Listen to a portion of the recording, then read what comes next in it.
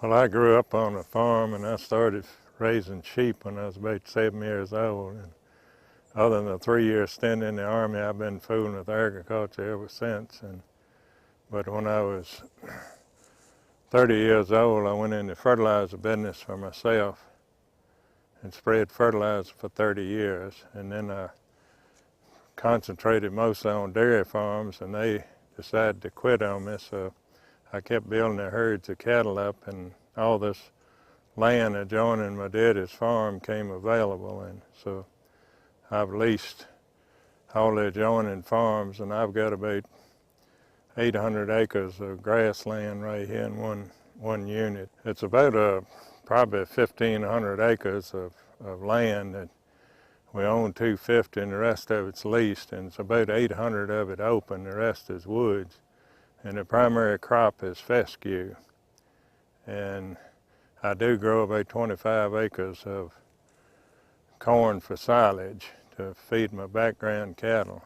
And that's where I used the NutriSphere and saw some good results.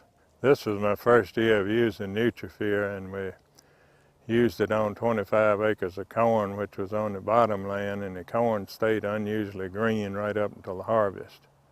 And I put nearly all my fertilizer on the fescue in August when it's subject to leaching of the nitrogen using urea. So we used NutriSphere on the urea that I put in on the stockpile fescue, and it seemed to work.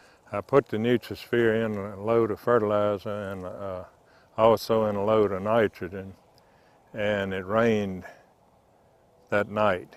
I put the 2 loads down in the rain, so the main reason I used the NutriSphere was because I didn't know whether the weatherman was going to be right or not, but fortunately it rained, and I didn't lose the urea with volatilization. I like to try anything at one time, and if it works, I'll use it again, and the NutriSphere proved in the corn it works, and so I'll use it again, particularly on my stockpile fescue program in August.